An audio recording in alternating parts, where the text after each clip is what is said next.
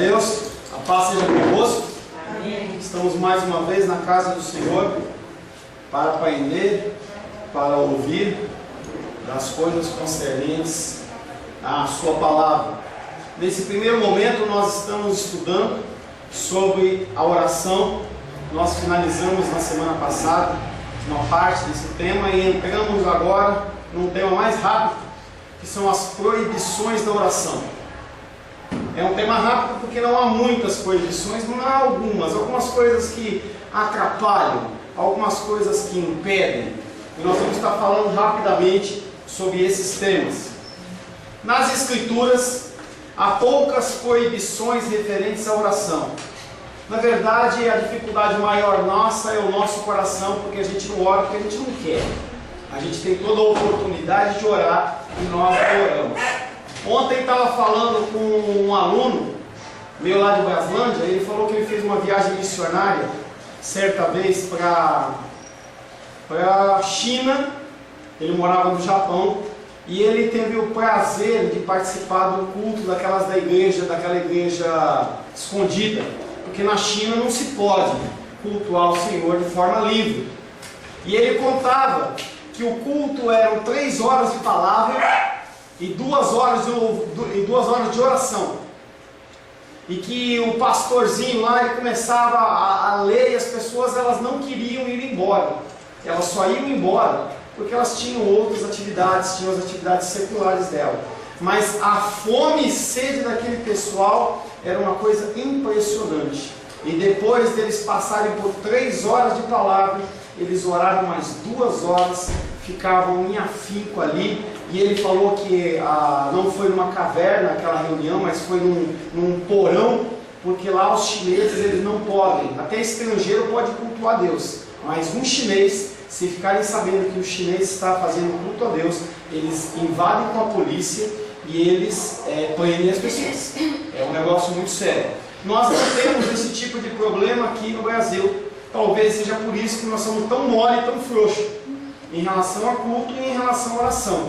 Se o culto começa a demorar um pouquinho mais, a gente não observa isso na nossa igreja, mas nas igrejas normalmente, começa a demorar um pouquinho mais, as pessoas já começam a ficar incomodadas, começam a olhar para o relógio, já começam a lembrar que tem que fazer o almoço, tem que fazer isso, tem que fazer aquilo, e todo motivo é motivo para você não estar na casa de Deus, e inclusive para orar. Salmo 66, 18, o versículo que a dos reis gosta muito. Inclusive vou dar o prazer a ela de fazer a leitura desse Salmo 66, 18.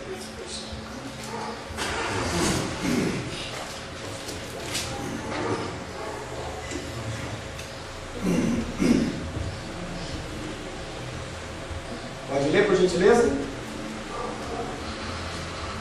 Rosário não, os reis? Se eu no coração contemplar a vaidade, o Senhor não me teria. Salmo 66, 18. Se eu no coração contemplar a vaidade, o Senhor não me teria ouvido.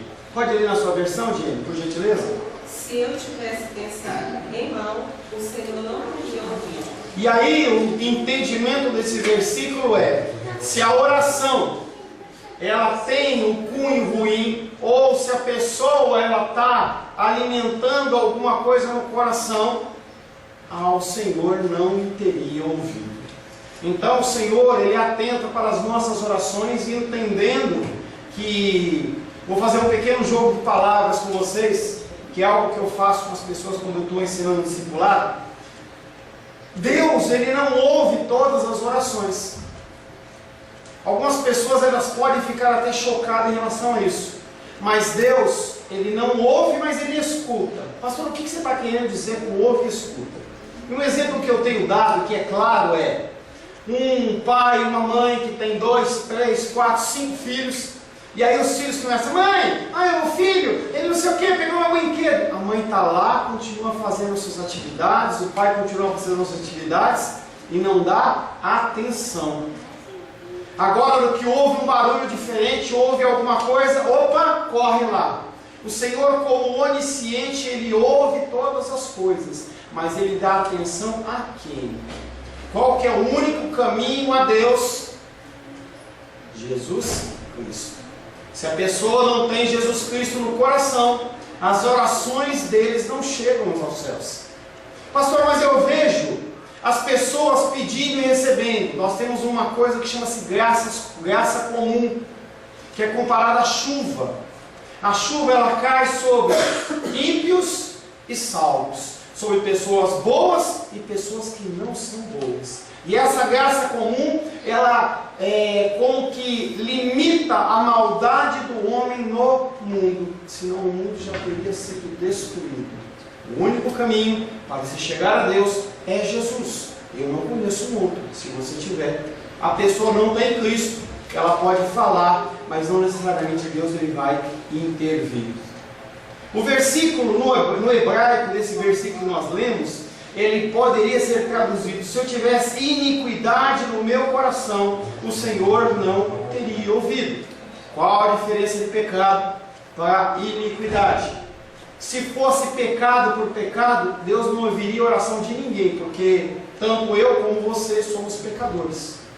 A iniquidade é você ter um pecado no seu coração e você considerá-lo ele como uma coisa normal e alimentá-lo. É um pecado que você comete com frequência e sem nenhuma vontade, nenhum senso de arrependimento, nenhum desejo de mudança. Isso chama-se iniquidade. Em qualquer caso, Davi estava apresentando uma condição sobre a qual a sua oração não seria eficaz e não seria ouvida. Se eu tivesse iniquidade no meu coração, o Senhor não me teria ouvido. Em outras palavras, se eu olho para a minha vida, se eu vejo o pecado, se eu o alimento, as minhas orações são exercícios de futilidade. É como se você estivesse falando coisas ao vento. Isso significa que, se o pecado está presente em nossa vida, Deus recusa ouvir as nossas orações? Nunca. Se fosse isso, nenhuma oração seria ouvida. Porque aquele que vos fala, eu sou um dos maiores pecadores, se não o maior deste grupo. Se fosse assim, toda oração ela seria fútil. Todavia, se o nosso coração está endurecido em um espírito de impenitência, nossas orações elas não são fúteis, mas além disso, são escárnio para Deus.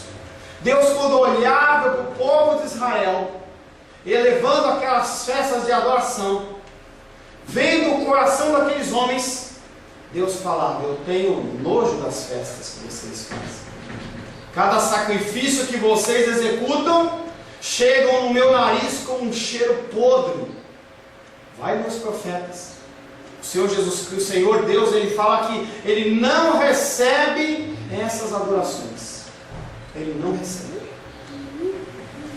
Esse Salmo 66, Davi recordou a si mesmo que há um tempo em que a oração é um ato presunçoso, arrogante e detestável perante o Senhor.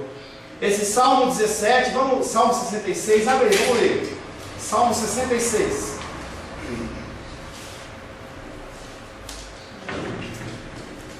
Salmo 66.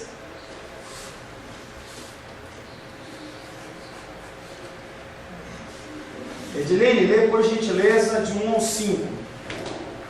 Aclamai a Deus toda a terra, salmodiai a glória do seu nome, dai glória ao seu louvor. Dizei a Deus, que tremendos são os teus feitos, pela grandeza do teu poder, a ti se mostram submissos os teus inimigos. Prostra-se toda a terra perante ti, canta salmos a ti, salmodia o teu nome. Vinde e veja as obras de Deus, terrenos feitos para com os filhos dos homens. Mamãe, do 6 ao 10, por favor.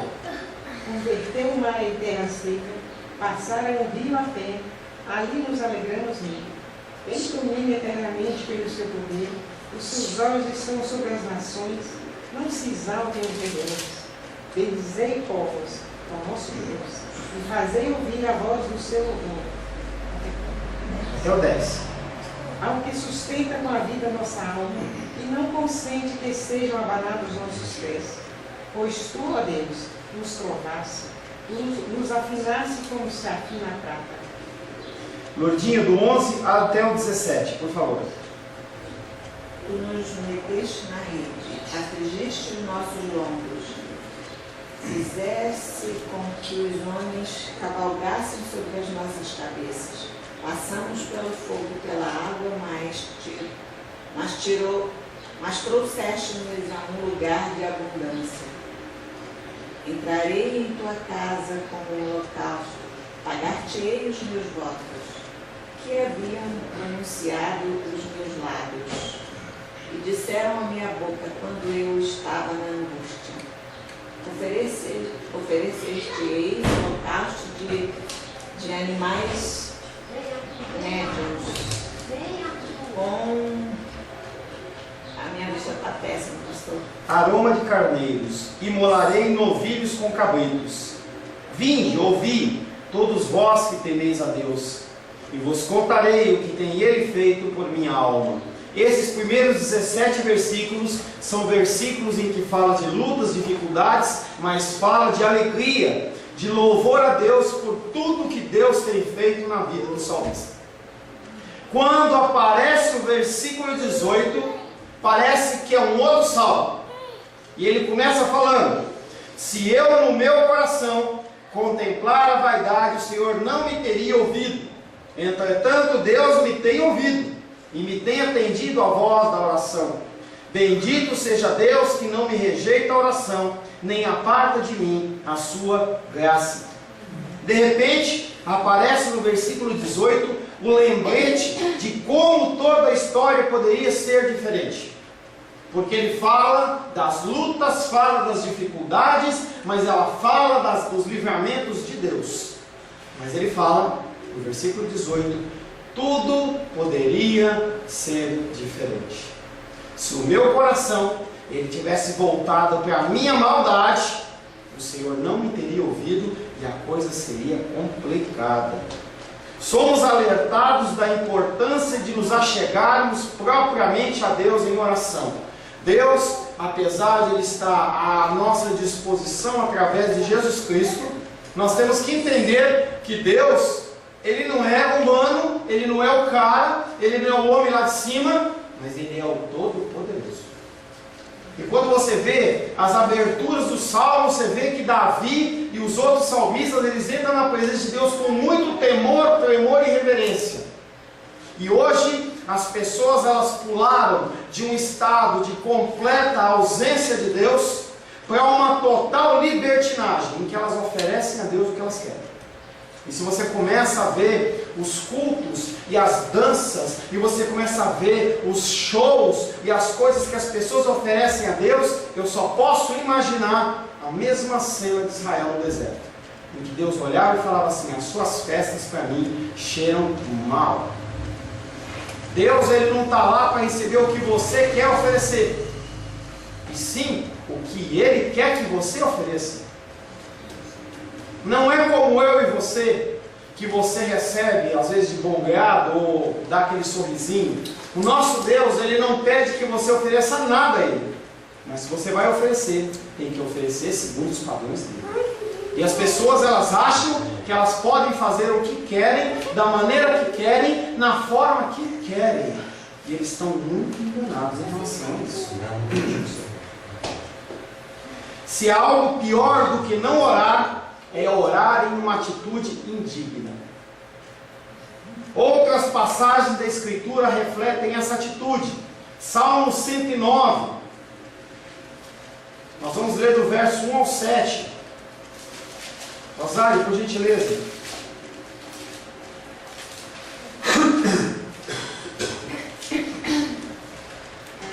Ó Deus do meu louvor, não te cales, pois contra mim se desataram lábios maldosos e fraudulentos. Com mentiras, línguas falam contra mim. Cerca-me com palavras odiosas e sem causa me fazem guerra. Em paga do meu amor, me hostilizam. Eu, porém, oro. Pagaram-me o bem com o mal, amor com ódio. Suscita contra ele um ímpio, e à sua direita esteja um acusador. Quando o julgarem, sejam condenados. e tida como pecado a sua oração. E tida como pecado a sua oração. Esse homem que executa todas as maldades, devolvendo o mal, o bem, devolvendo com o mal, devolvendo ultraje em relação a coisas boas. O salmista ele fala: Senhor, que a oração dele seja tida como pecado. João capítulo 9, verso 31. Pode ler, tio? João 9, 31.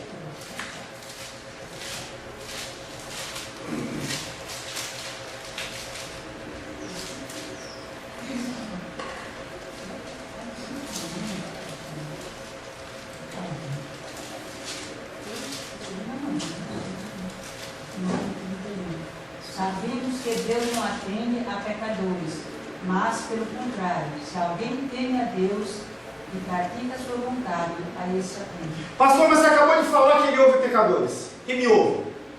Mas ele ouve pecadores que são justificados. Não pecadores que vivem na prática do pecado, que é aquela diferença daquele outro versículo que nós já lemos, entre a iniquidade e o pecado. Ele afirma especificamente que ele não ouve esse tipo de pecador.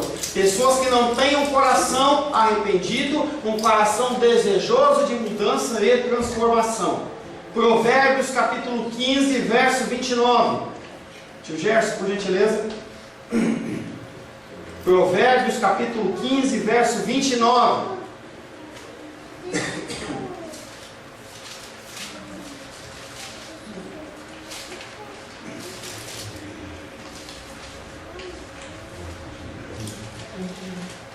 O Senhor está longe dos ímpios, mas a oração dos justos escutará. O Senhor está longe dos perversos, mas atende a oração dos justos. Que justos? Os justificados em Cristo. Justo nenhum aqui é. Não adianta a gente querer estabelecer um padrão moral entre os seres humanos. Não, eu vou olhar para fulano, eu vou olhar para ciclano. Não é padrão, o padrão é Cristo. Perante Cristo, nós somos todos injustos. E perante Cristo, nós somos justificados nele. Provérbios 28, verso 9.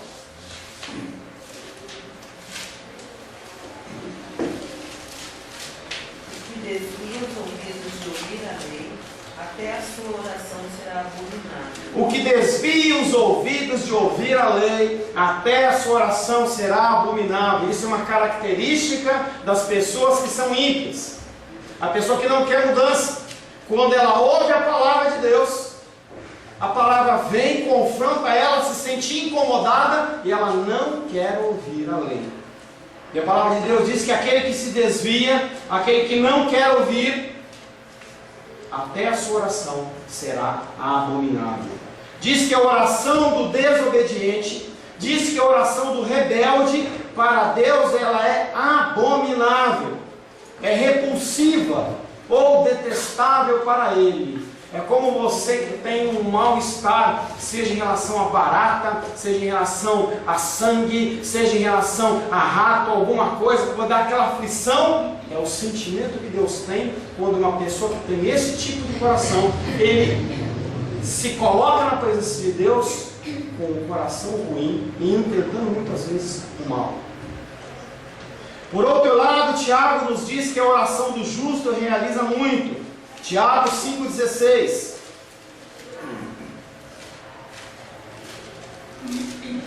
Um versículo que nós trabalhamos ele já no comecinho, alguns meses atrás.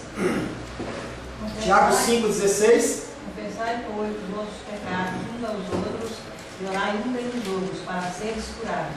Muito pode, por sua eficácia, a súplica de Deus. Sou pecador, peco, mas eu me engano, me arrependo, confesso os meus pecados para os meus irmãos, confesso o meu pecado para Deus, peço perdão a Ele, e aí Ele fala, muito pode, em sua eficácia, esse tipo de oração.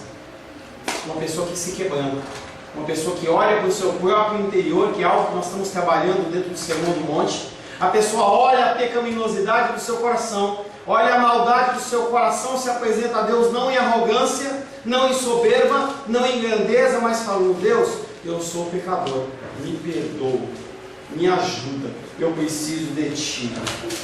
Somos justos em nossa vida diária, apenas por estarmos vestidos da justiça de Cristo. Como é que será que Deus olha para você? Será que Ele olha para você e vê você? Ou Ele vê Cristo? Se Ele vê Cristo, se Ele vê o sangue do Cordeiro na sua vida, Ele não te consome, Ele não te destrói, Ele ouve as suas orações. Somos justificados na nossa vida diária apenas por estarmos vestidos da justiça de Cristo. Todavia, a manifestação prática do que somos em Cristo tem sido inadequada e incoerente. Nós dizemos que ouvimos, nós dizemos que acreditamos, mas nós não agimos como se acreditássemos. A palavra ela é pregada, nós ouvimos as pregações, nós ouvimos os ensinos e nós continuamos errando nas mesmas coisas. Continuamos nos enganando, continuamos cometendo as nossas falhas e os nossos erros. E o nosso Deus, Ele é tão lindo e maravilhoso, que se você, dia após dia, confessa o seu pecado, vai a Ele e fala: Deus, eis-me aqui outra vez, o mesmo pecado. Senhor, eu tenho lutado contra esse vício, tenho lutado contra essa dificuldade, e eu estou lutando, mas eu não consigo me desvencilhar. E eu só posso vir a Ti e pedir: me perdoa mais uma vez. Sabe o que acontece? Ele te perdoa, Ele te acolhe, Ele te abraça. É a figura do filho pródigo. O filho pródigo está vivendo junto do seu pai, do seu irmão, está sendo muito bem tratado. Chega um momento em que ele fala, como irmão mais novo: entenda que essa situação naquela região, naquela época, não era possível. Ele está falando de um caso extremo, porque o primeiro que tinha direito à herança não era o filho mais novo, era o filho mais velho. E o que o pai faz? Separa a parte dele, entrega para ele, ele sai, gasta com prostitutas, com festas, com uma série de coisas, com prazeres da vida. E quando aquele homem se arrepende e fala assim: eu não sou digno nem de sentar na mesa do meu pai, eu estou aqui comendo essas bolotas de porco, os funcionários do meu pai comem muito melhor, eu vou voltar lá não como filho. A atitude dele é uma atitude de humilhação. Eu não tenho direito a mais nada. Mas quando aquele pai o vê, ele separa a melhor roupa, separa um anel que era um símbolo que ele era da família, mata um bezerro cevado e fala: tem filho. Esse é o sentimento de Deus toda vez que você se arrepende, toda vez que você volta a Ele. Porque cada pecado que você comete, você se afasta de Deus. Cada vez que eu cometo um pecado, eu me afasto de Deus. Porque Deus, Ele não pode viver junto a uma pessoa em pecado, na prática do pecado. Mas ao arrependido, Ele recebe com muito amor. Fale, minha querida. Eu pedi uma coisa para o senhor. Se não for possível comentar isso agora, se eu sei que a aula é outra, me prometa me falar sobre esse versículo. Qual deles? Tiago 5,16. Sobre confessar os pecados uns aos outros. Confessar o pecado uns aos outros. Falamos sim, porque tem tudo a ver com o nosso texto. O que é confessar os pecados uns aos outros? Primeiramente, isso é uma grande falha da igreja evangélica, porque a igreja católica romana, ela tem como um princípio o confessionário, e isso é extremamente bíblico. O problema é que quando houve a ruptura entre a igreja católica romana e os protestantes, muitas das coisas foram abolidas, porque se colocava a figura do sacerdote como uma figura do mediador. Então o sacerdote, ele pode ser um mediador. Você pode vir a mim e falar: pastor, eu cometi tal e tal pecado, eu cometi tal e tal erro, me ajuda, vamos orar? Sim, eu posso fazer isso. Mas você também pode fazer isso com o irmão no sentido horizontal. Você pode falar com um amigo seu de confiança, você pode falar com uma amiga sua de confiança e falar assim: olha, eu errei e cometi esse erro e essa falha. O que você tem que tomar cuidado é escolher pessoas maduras para poder ouvir a sua confissão, não passar isso para frente em torno de como fofoca, e pessoas que possam te orientar e te cobrar nisso que você está fazendo, nessa dificuldade que você está cometendo, para que você possa ter nesta pessoa uma pessoa que não fica em cima de você, mas uma pessoa que é referência, para que você possa sim ter uma mudança e uma transformação de comportamento de caráter. Estou falando em confessar os pecados no sentido horizontal, mas o mais importante é vertical. A primeira pessoa que você tem que pedir perdão não é para aquele que você ofendeu, não é para o seu pai, para a tua mãe, para o teu irmão, para o seu pastor, mas é para Deus. Você tem que entender que o seu pecado, em primeira instância, não é contra o homem, mas é contra Deus. Por isso que, por exemplo, o divórcio é uma coisa que o Senhor não aprova, não ama, Ele odeia. Apesar de lá no livro de Esdras e Neemias, ele ter regularizado o processo de divórcio, porque o divórcio ele é real e ele acontece, e tinha que ser regularizado. Quando o homem e uma mulher se encontram perante o sacerdote e fazem um voto de viver eternamente, eles estão fazendo um voto não perante a igreja, não perante o sacerdote, mas perante Deus. E o primeiro rompimento da aliança é com Deus. Estou falando de casamento, mas pode ser qualquer coisa. Então, a primeira coisa, quando você magoa um ente querido, magoa uma pessoa, um terceiro, aí a gente tem que ser remetido direto ao primeiro mandamento, que Jesus Cristo fala: amar a Deus sobre todas as coisas e ao próximo como a ti mesmo. Como que você pode dizer que ama um Deus que você não vê, e você dizer que você ama alguém que você não vê? Ou melhor, como que você vai dizer que você ama um Deus que você não vê, se as pessoas que você vê, você não demonstra amor?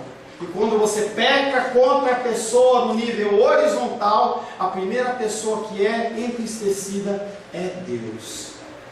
Confessar, achar o Tiago 6, confessai, pois, os vossos pecados uns aos outros e orai uns pelos outros para seres curados. Muito pode, por sua eficácia, a súplica do justo. Pois é, nesse caso aí eu fico pensando que, por exemplo, se eu tiver cometido algum pecado e eu quiser dizer aqui perante a igreja: olha, gente, eu cometi esse pecado, eu estou confessando para os outros, eu não estou assim escondendo meu pecado, eu quero contar só com uma pessoa que não vai falar. Pode ser uma coisa ou outra, você tem essa liberdade. Aqui dentro de mim, eu falo: não, eu tenho que jogar isso para fora. Você tem uma liberdade de você confessar a nível de igreja ou a nível individual. Porque há coisas, vocês, que são constrangedoras e tem situações que envolvem um contexto muito maior do que a sua própria pessoa. E às vezes, por exemplo, um adultério, você confessar isso perante uma igreja, você pode levar ao teu cônjuge ficar numa situação extremamente constrangedora os teus filhos. Então, numa situação, por exemplo, como essa, é mais indicado que você faça uma confissão pessoal, ou a nível sacerdotal, ou no nível de uma pessoa que você tenha confiança, que possa te auxiliar, ao invés de você abrir para a igreja. Ah, mas eu já conversei com o meu cônjuge, está tudo certo, vamos para frente, vamos abrir, a gente quer ajuda. Amém. Mas a gente tem as possibilidades, seja sacerdotal, seja um amigo, uma amiga, uma pessoa de confiança, ou a nível de igreja, que é o contexto de Mateus 18, no sentido de você estabelecer um sentido de correção. Eu vou a Diene, aí não é mais uma forma ativa dela, é uma forma passiva. Eu vou a Diene e falo: Diene, você cometeu um erro, você precisa se corrigir. Se a Diene se corrigiu no seu erro, eu ganhei meu irmão, e aquilo morreu. Eu não tenho que falar com mais ninguém, eu não tenho que ir lá para dizer: ó, a Diene fez isso, olha o Sival, a Diene. Não tenho, porque eu já resolvi. Agora a Diene continua no mesmo pecado, entendendo que o objetivo é convertê-la e trazê-la de volta aos caminhos do Senhor em amor. Vou lá e chamo a Lourdes. Lourdes, me vem como testemunha. Olha, Diene, eu estou trazendo a Lourdes aqui como minha testemunha. Você está cometendo esse erro, essa falha, e você tem que parar com isso. Se nós conseguirmos que a Diene pare com o seu pecado, ganhamos o nosso irmão. Mas se eu fui sozinho, não resolveu, eu levei uma testemunha e não resolvi, eu tenho que apresentar para a igreja. Olha, igreja, agora está acontecendo a seguinte coisa. Eu já fui sozinho e ela não me ouviu.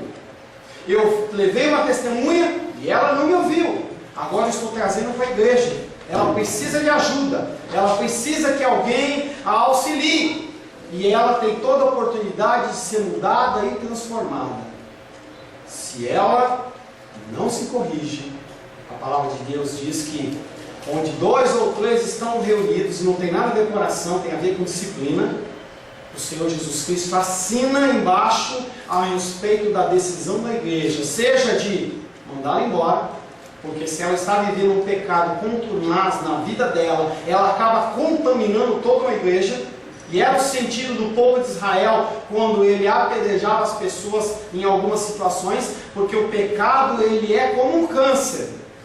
É que nem uma laranja que ela está estragada e você coloca ela no meio das outras, ela estraga a bandeja inteira.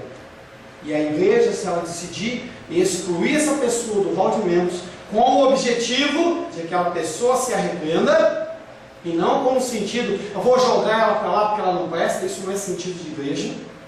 Aquela pessoa pode voltar arrependida e falar assim, olha, realmente eu agi errado. Vocês podem me aceitar de volta. E aí é uma outra coisa. Tudo bem? Voltando à confissão. Confissão, ela é parte integrante da oração. E aí nós falamos sobre o confessionário, foi de onde puxou esse contexto que a gente já falou de Tiago 5,16. A confissão ela é uma parte integrante da oração.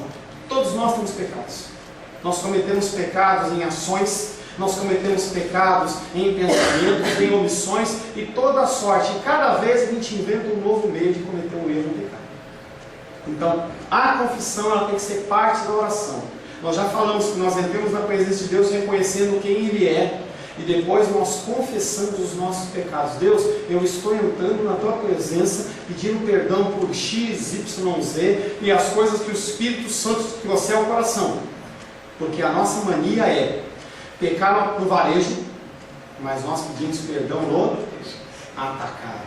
Deus, perdão por tudo. E aí eu fico imaginando Deus colocando a mão no queixo. Tudo o quê? O que você está falando, meu querido? É interessante que nós não aceitamos esse tipo de pedido de perdão. Quando eu piso na bola com você, eu minto para você, eu te roubo, eu xingo você e eu chego para você, me desculpa por tudo, você vai ficar com aquela cara para fazer esse cara de gozação comigo? Por que você acha que Deus ele é obrigado a aceitar esse pedido de perdão genérico? Que é aquele exemplo que você falou. Quando você quer confessar, você quer abrir o seu coração, você tem que mostrar, gente, eu fiz isso, isso e isso, eu quero me arrepender. Fala aqui. É dentro desse contexto também. É que eu penso da seguinte forma, eu acho que por mais que uma pessoa seja um cristã de espírito, não vou usar esse termo, né? Então ela continua, ela vai para a igreja, fica naquele ioiô, né? Vai e volta. Então, e continua nesse arrependimento. O meu pensamento eu entendi da seguinte forma, que essa pessoa, mesmo saindo, não congregando normalmente como deve ser um cristão, mas ela continua numa mesma aliança pactual com Deus, porque, como o senhor falou aí, ela volta com um arrependimento mais tarde. Né? Ou não. Ou não. Né? Então, o que acontece? Até me perdi aqui. Essa aliança pactual, ou seja, a partir do momento que ela se converteu, aí ela houve o quê? Teve um batismo, houve uma conversão, um batismo, um discipulado e tudo. Ela mesmo desviando, ela continua com essa aliança pactual por Deus? Depende. O que ela está perguntando é, a pessoa está na igreja, viveu na igreja, foi batizado e aí começa a ter uma vida desvairada, ela continua em aliança com Deus? Não sei. Porque muitas pessoas vão no dia do juízo estar perante Deus falando, Deus, eu fui batizado, eu fiz discipulado, eu tinha 20 anos de igreja, eu fui pastor, eu fui diácono, fui do louvor, e Jesus Cristo vai responder o que para ela? Pessoas, elas são religiosas, seja evangélico, católico e qualquer outra coisa, as pessoas elas são religiosas. Muitos, quando se perguntam, falam assim: qual a sua religião? Isso até uns 10 anos atrás. E a pessoa falava assim: eu sou católico. Você frequenta as missas? Frequenta os serviços? Não, eu não sou praticante. A gente ouve bastante isso. Ouvia bastante isso. E hoje a gente vê também uma grande parcela de cristãos evangélicos que são não praticantes. As pessoas elas vivem no nosso meio, parecem que são cristãos, mas não são coisa nenhuma. São pessoas que muitas vezes ouvem a palavra de Deus na igreja e chegam em casa, maltrata a esposa, não trata bem o filho, não trata bem o animalzinho, não cuida. Gostou, né, filho? A pessoa tem uma vida cristã apenas dentro da igreja. Fora da igreja ela não é cristã. É aquela historinha conhecida que eu já contei, vou contar de novo. Joãozinho chega para o padre e fala assim: padre, eu queria saber se eu posso morar com a minha família lá no fundinho da igreja. Mas Joãozinho, a sua casa é uma casa de 3 dormitórios, tem 3 andares, tem piscina, tem sauna. Para que você vai querer morar naquele barracão? Sabe o que é, padre? Sabe o que é, pastor? Quando o papai entra na igreja, ele é tão amoroso com a gente, ele é tão amoroso com as pessoas, ele cumprimenta, ele canta, mas quando ele sai da igreja, ele xinga, ele briga, ele bate. Pessoas religiosas. Então a minha resposta para você, querida, não sei.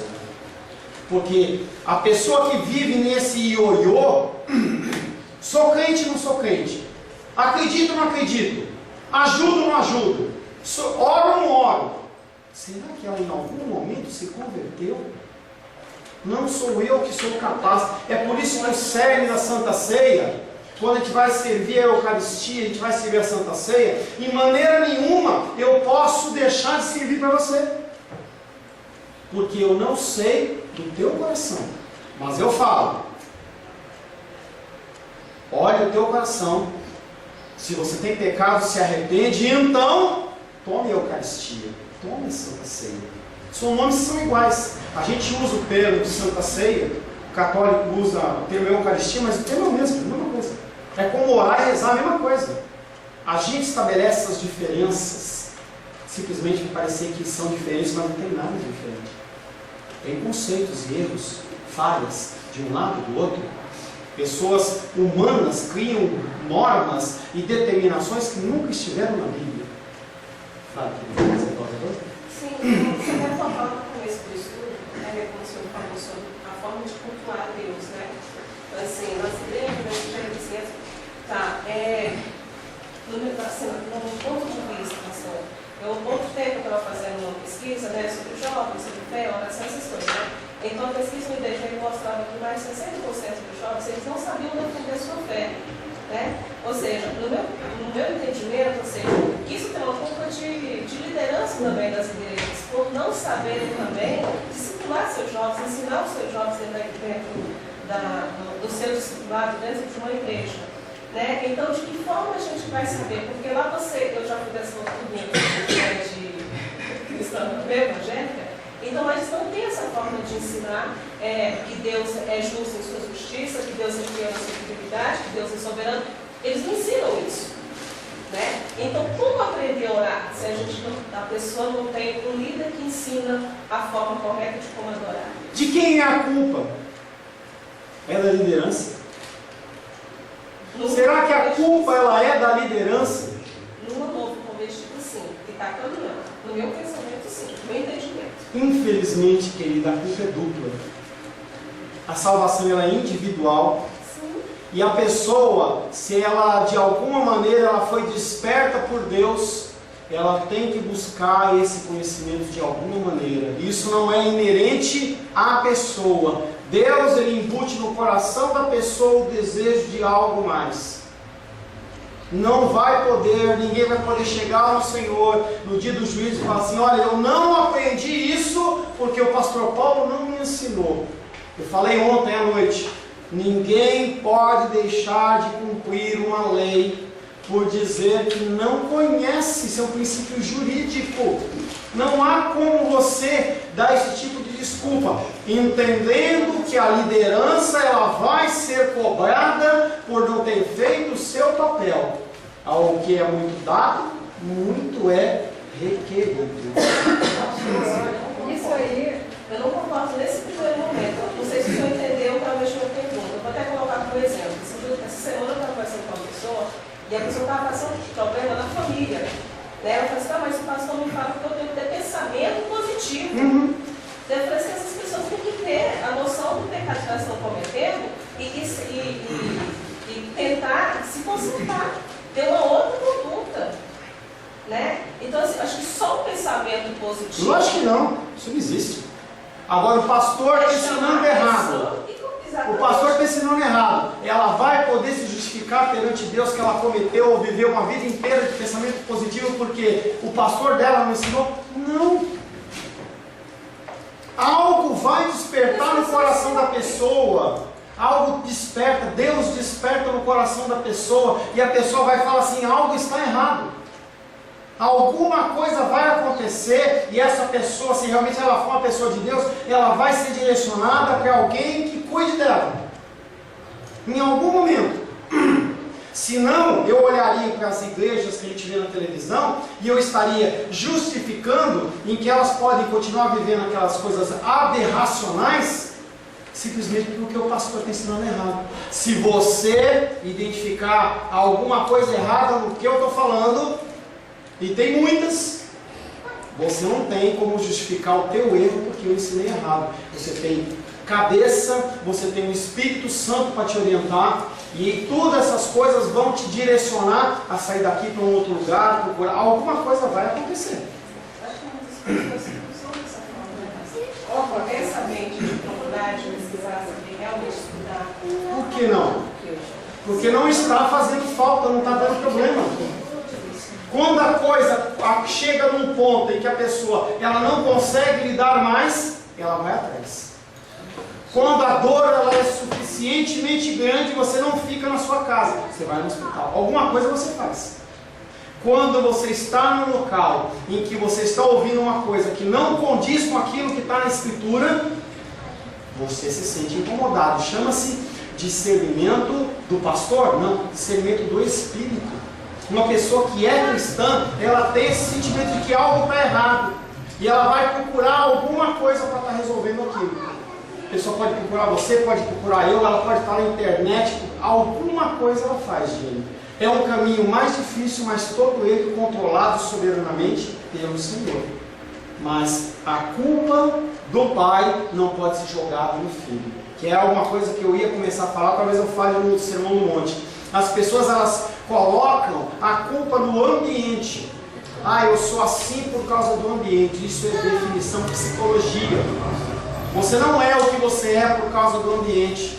Porque se assim fosse, Adão e Eva não tinham caído lá no Jardim do Éden, em que era tudo perfeito, em que não havia nenhuma falha, nenhum erro. Falei vocês. Porque o que ela está dizendo aí faz um certo sentido assim.